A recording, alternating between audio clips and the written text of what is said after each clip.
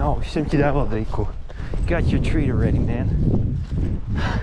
Already called him in once, you know, and then he went right back.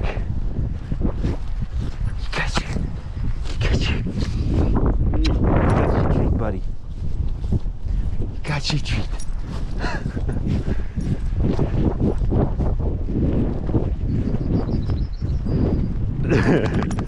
He still expects a treat. Well. Yeah, today is exceptionally gloomy because there's cold wind, there's a light rain, and yeah, it's kind of the time that you really don't want to be going out. But here I am, and doing today's walk, and yeah. Oh. Anyways, yeah, I was gonna tell you the story that I was almost, well, ooh, look at those tits here.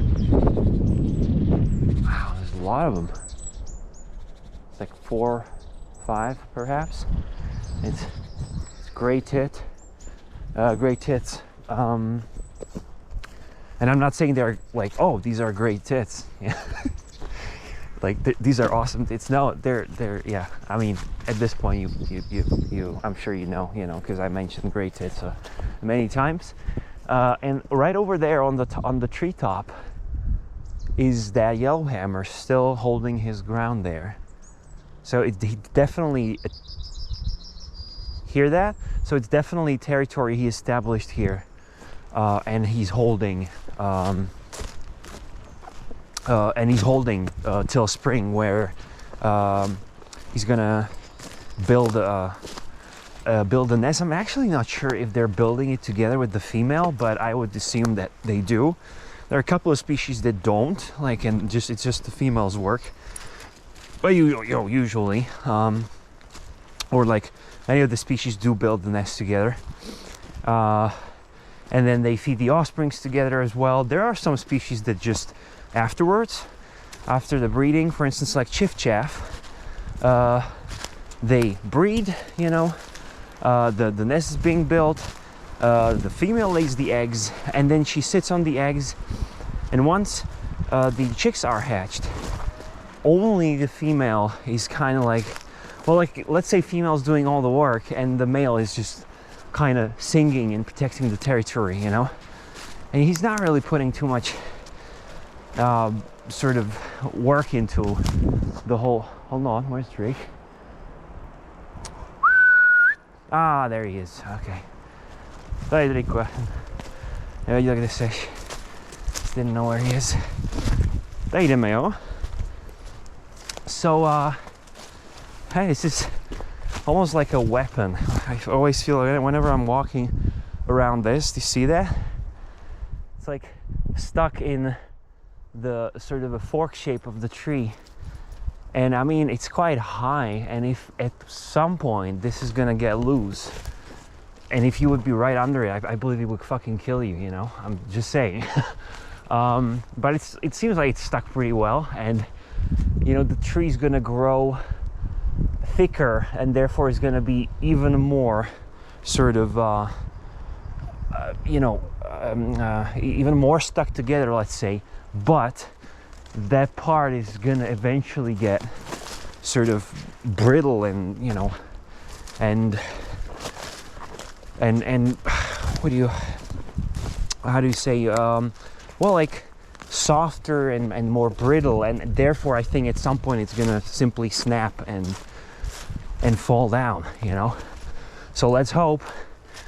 And when that happens, nobody's gonna be around, and nothing will be around, so no deer or anything, so it cannot hurt any animal. I frankly don't know why they left it like that, to be honest. Like, I mean, if I would be the forester, I would just kind of not make it into a life-threatening trap, but hey, yeah, I guess not the case how foresters think, not how foresters think, yeah. At least not the foresters here. Sorry to anyone who's a great forester, but you know, yeah, the foresters here are just not that way, thinking that way. But at the same time, you know, I like the fact that the foresters here leave all those logs around, which is great, you know. So I definitely, it's probably not the forest, it's probably the owner of this forest, you know, because I believe if it would be held by a company, like a national company, then most likely this would already be cleared out. But since it's held by private owners, these forests, they, you know, they just leave it there because they don't have the time to do it. I would assume. I don't think they are doing it out of the goodness of their heart, you know. I don't think they're like, oh, let's just make this one giant, beautiful, ancient forest like in the old days, so that the animals can thrive and diversity can, you know, take place and whatnot. I don't think they're doing it because of that, to be honest. I think they're doing it because they don't have time, and they just leave it here, you know, and they take what they need. And I assume since they're like just regular folks living in their homes, they don't need that much wood, so they just take some, and that's that, you know. But hey, hell, maybe I'm wrong. Maybe they're doing it out of the goodness of their heart. Who knows? I'm sure I would do it. Certainly I would do it, you know. If I would own a forest, I would definitely leave it like that, and I would not touch it whatsoever, you know. I would leave it to be truly unkept ancient forest, you know. And unless it would need some sort of a maintenance in the beginning to make it more natural, then I wouldn't do anything in there, you know. And these things, you know, even if there would be some work need to be done, this usually is done by nature itself, you know. Like, it eats away the trees that are not healthy for that particular place, you know. So you get all sorts of like diseases and sort of pests that take those, you know, unsuitable trees out, and eventually, you know, it's going to reset into its former default state, you know, even without any of our work. So that's what I would do personally. But anyway, I digressed yet again.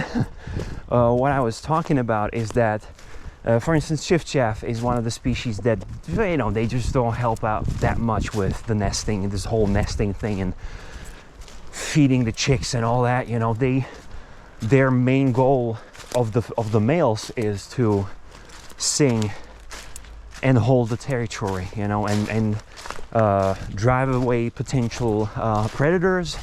Which is, hey, I mean, that's also valuable work, you know. It's not like, oh, you're not helping with the housework, man. What's wrong with you, you know?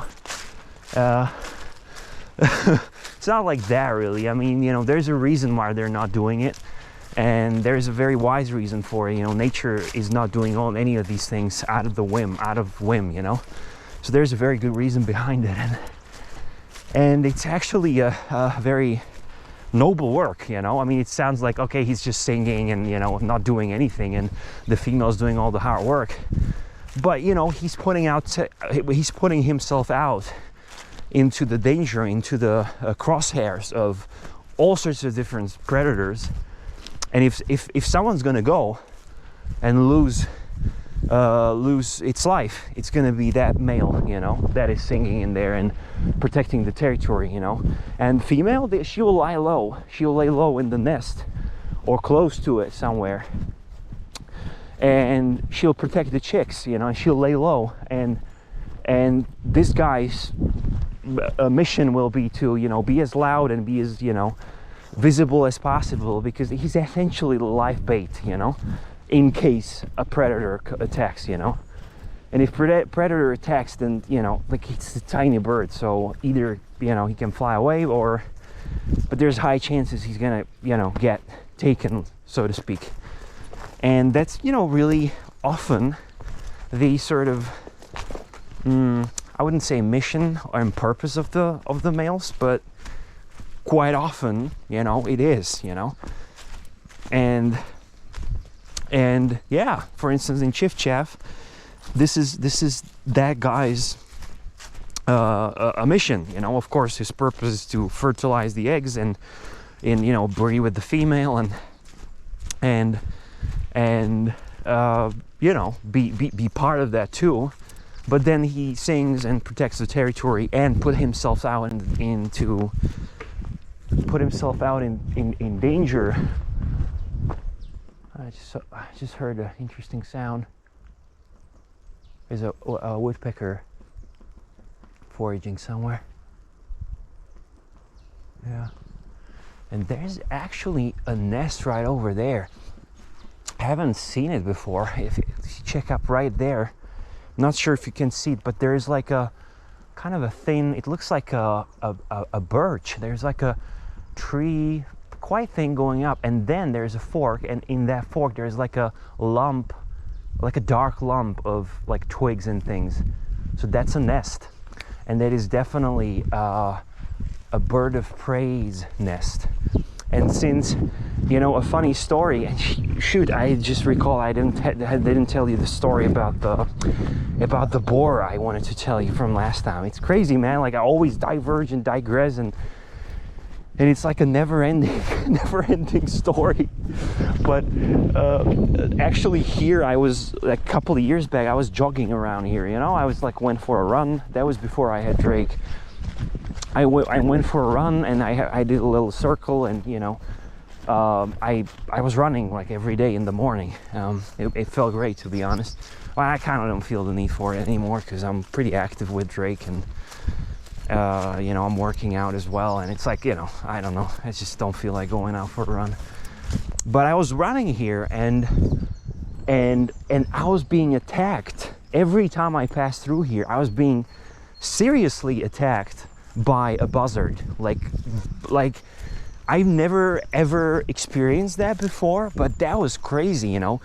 She was, and I believe it was female, because she was pretty large, and I would imagine it would, like, the aggressive one from the two would be the female, because she's protecting the chicks, right?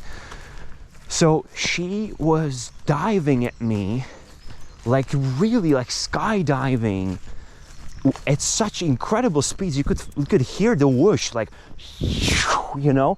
And then right above my head she flew, and kind of like threateningly sort of extended her claws, but she didn't touch me really, you know, but it was very close each time, you know, and she was trying to drive me away, you know. So, you know, I add up a bit of a speed into the jogging around this part always. And it happened every single time, you know, and I always saw her, you know, like I ran closer to the place and I saw her getting up in the air and circling. I was like, oh shoot, you know, and then she just went for the dive and went for my head.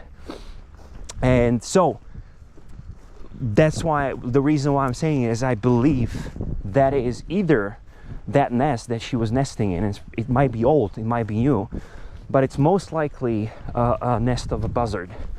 And I think the size would correspond. It could be also a nest of a goshawk, which is a species that is quite common around here as well. But buzzard, I think, is a high probability that that's a buzzard's nest. And we can actually check it in the spring if we were going to see something in there, you know, like some either adults around, or if we're gonna see the chicks, because I could take binoculars and check it out. But yeah, that was definitely a large nest, and therefore a nest of a bird of prey. And yeah, and I was talking about nesting and how chiffchaffs, like male chiffchaffs, don't help out much with the nesting part, but how they are protecting the territories and singing. And the reason why I was saying that is because yellowhammers, and we heard that yellowhammer male that was singing and protecting that territory, and later on in the season, I was gonna say, he will start to, I mean, of course he'll find the female and they'll start nesting. And I'm not sure, I'll put it in the subtitles, how yellowhammers are nesting, and you know what part and role does a male have, if the male builds the nest with the female, and if they, I don't know, incubate the eggs together, and if they feed the chicks together, and yada, because it quite varies in between the different species, you know. It quite varies, you know. Sometimes, like, it really, both the male and female do everything. They incubate, they feed the chicks, you know, and they just like sort of take rounds, you know. They like do it together, and sometimes, you know, it's just the females work, you know. So, and I'm sure there are some species where it's males work, you know, like, I mean, I'm pretty sure there's some species out there that has that. So it really, there's a lot of diversity in the way that birds are, you know, sort of doing their whole breeding, nesting thing. And it greatly varies in European species, and greatly varies in a temperate species, and greatly varies in species, for instance, around the equator, you know, in the rainforest.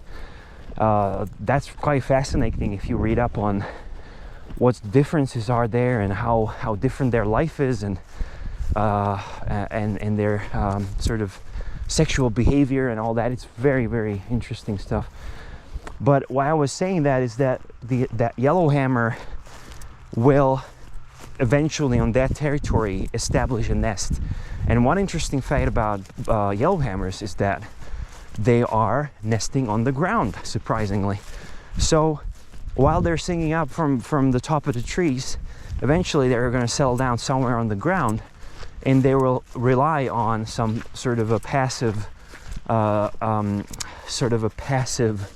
sort of camouflage or mimicry, where they will be hidden somewhere in the, like, right under your nose, pretty much, you know, because they will nest somewhere in the grass, you know, on the ground, hidden away. And you would think, that's an interesting strategy, because, you know, then anything can find them, right? And they're not high up in the tree in the safeness of the height. But actually a lot of species are doing that kind of strategy. So it definitely must be successful, and it must have some sort of a pro. And the reason why they're doing this, why the birds are doing that kind of strategy, I always find it fascinating, you know, because look at what Drake got, a piece of a branch. And he wants to play with it, right? He wants to play.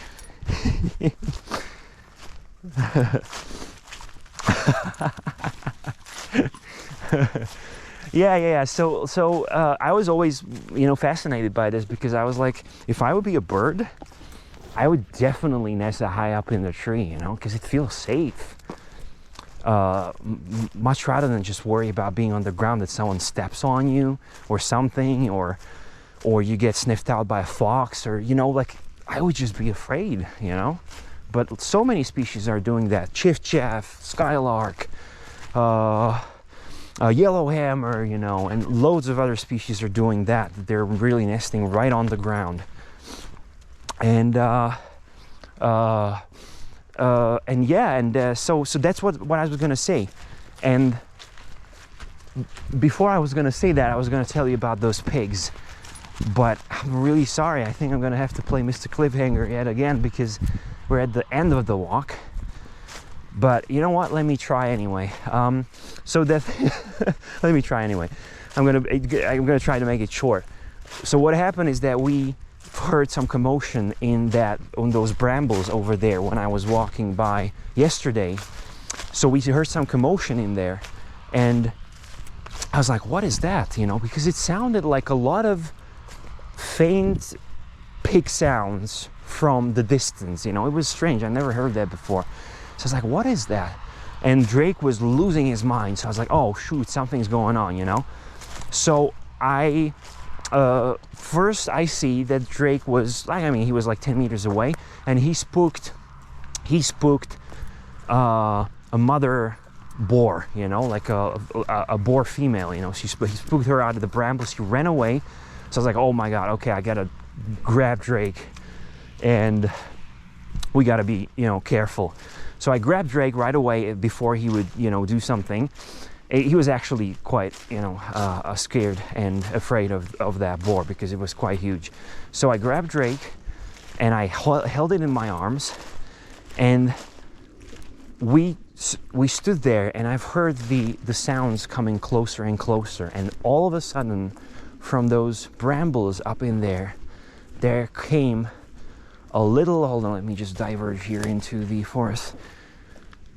All of a sudden, from those brambles came one piglet, and then another, and then another, and another, and there were like 6, maybe 7 small tiny piglets. They were big as, I don't know, like this size, really, like cute little tiny piglets, with their stripes and everything, so cute.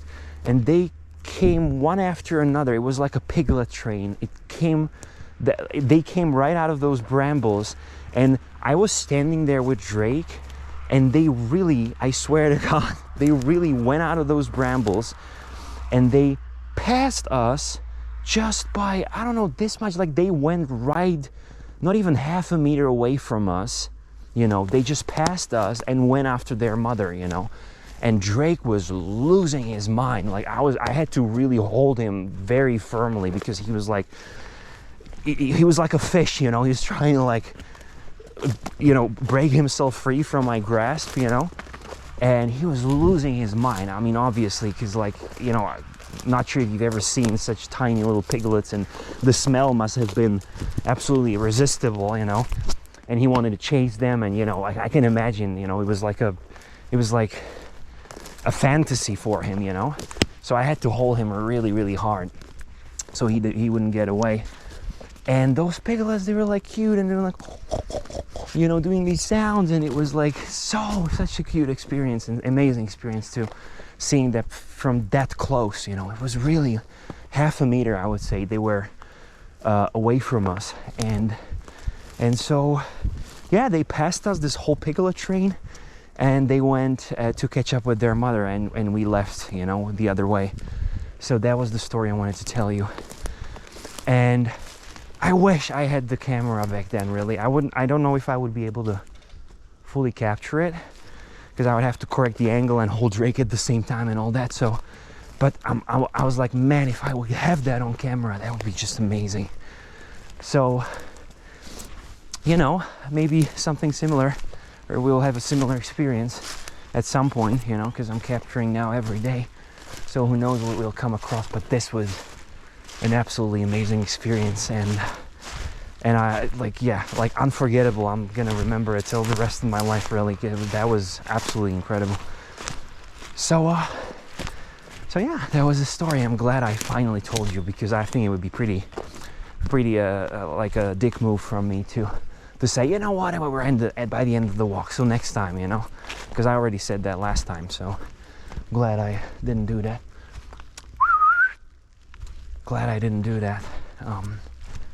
Yeah. Anyways, those were a couple of stories today.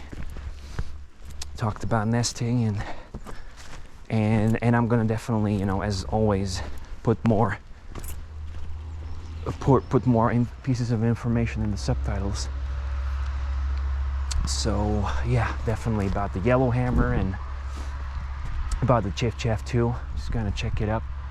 Everything I'm telling you, I'm digging out from my memory and things that I've learned like years ago, So some things might be a bit rusty, some things might not be exactly, exactly. So I gotta call Drake. Some things are not, 100% the way I said they are, So, and I'm always, fact checking myself. So don't worry. When you're watching the videos, there is always a correct information, whether I'm saying it or in the subtitles. I wouldn't feed you with fake news.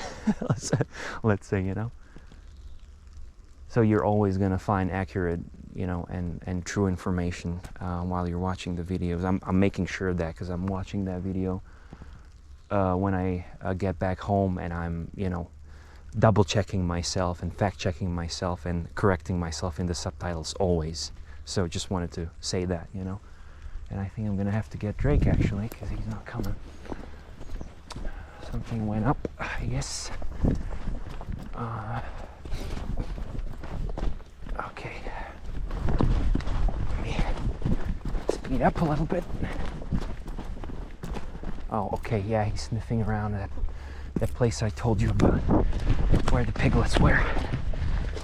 I'm really certain there's something. Gotta be something. It might be a dead animal, but I think if that would be the case, Drake would already be in there, you know?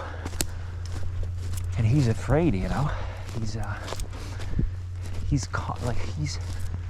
curious, but cautious, you know? Which tells me, oh, so Drake, det ser bra.